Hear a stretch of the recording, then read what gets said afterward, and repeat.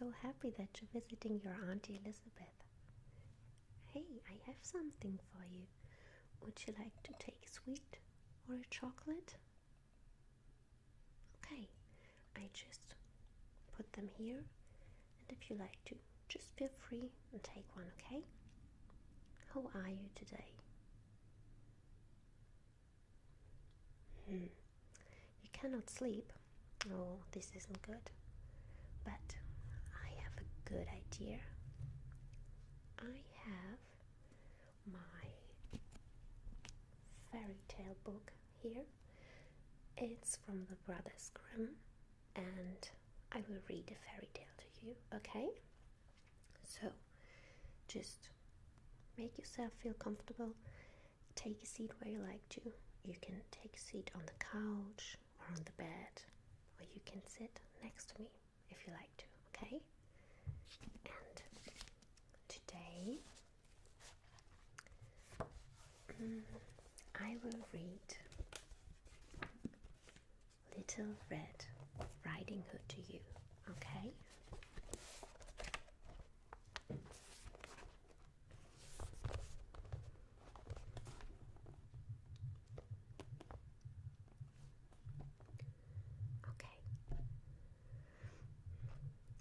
Little Red Riding Hood.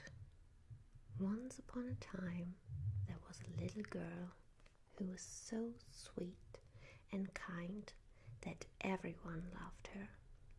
Her grandmother, who loved her more than anyone, gave her a little cap made of red velvet, which suited her so well that she wanted to wear it all the time.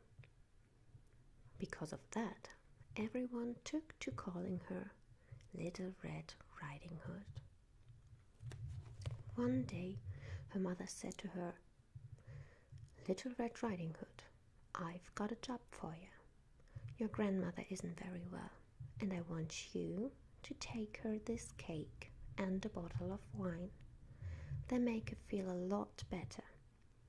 You be polite when you go into her house and give her a kiss from me.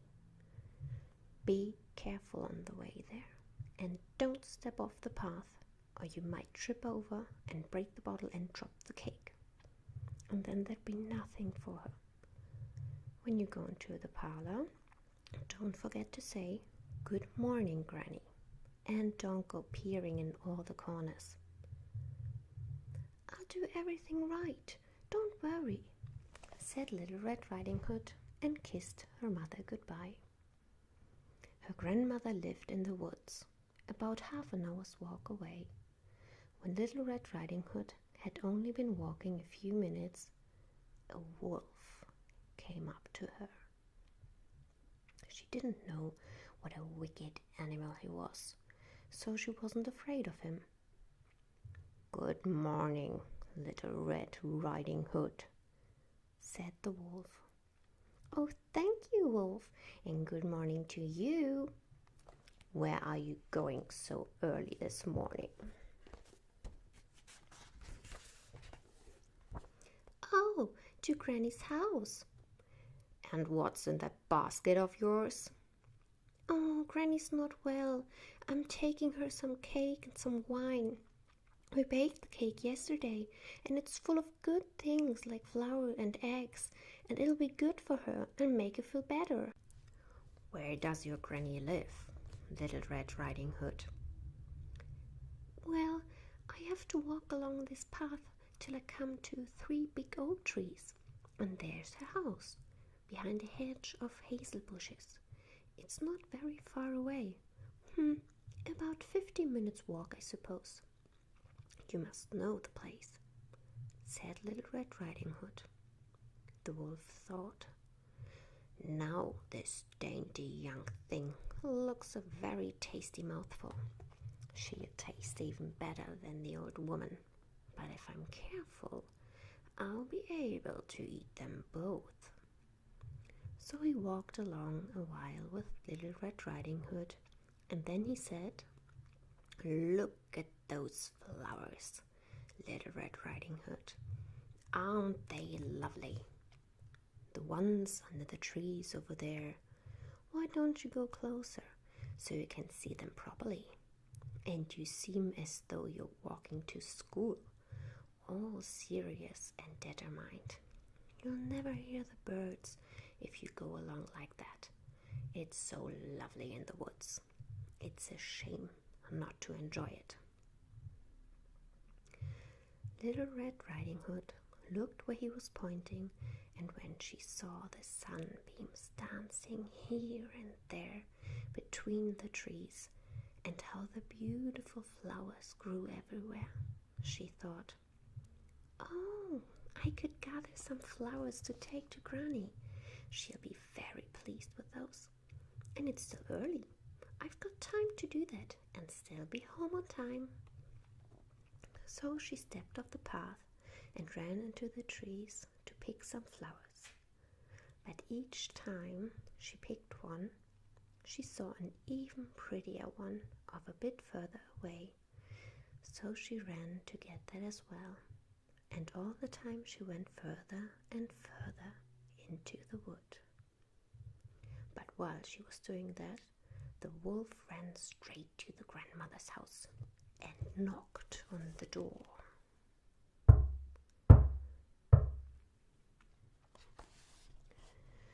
"Who is there?" "Little Red Riding Hood," said the wolf. "I've got some cake and wine for you. Open the door." "Ah, just lift the latch," said the grandmother. "I'm feeling too weak to get out of bed." The wolf lifted the latch and the door opened. He went inside, looked around to see where she was, and then leaped on the grandmother's bed and ate her all up in one big gulp. Then he put on her clothes and put her nightcap on his head and pulled the curtains tight shut and got into bed. All the time, Little Red Riding Hood had been wandering about picking flowers. Once she had gathered so many that she couldn't hold any more.